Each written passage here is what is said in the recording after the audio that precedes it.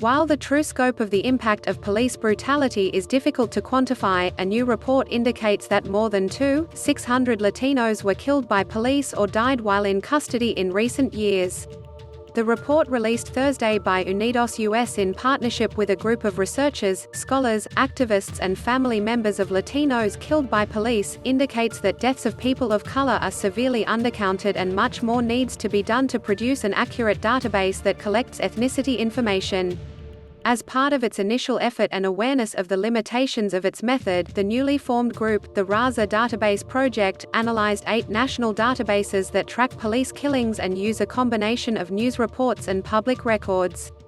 Researchers took a closer look at entries that were identified as white, other, or unknown, and compared the names to the surname datasets from the 2010 US Census to spot any individuals who may have been misidentified.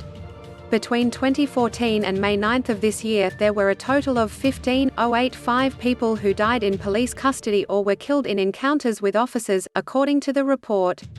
After the group's analysis, the number of Latinos increased about 24% from 139 to 653, the report states.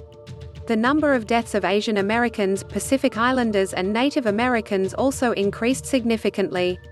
But these findings should not be considered final, as its method may lead to both overcounting and undercounting, the report said.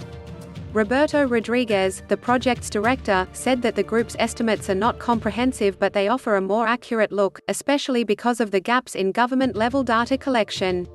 The group noted the numbers likely still undercount Latinos and other people of color because they may not have surnames of Hispanic origin.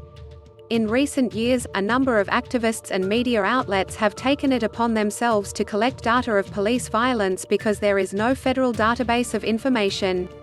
But they have found that law enforcement agencies often lump individuals into broader racial categories and not ethnicities.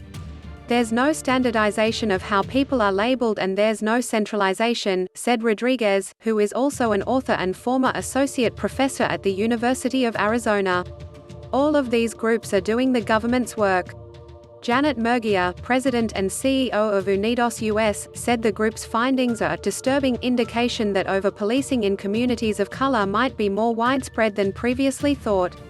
The numbers we already knew about are unacceptable, these new numbers are unconscionable, Murguía said in a statement.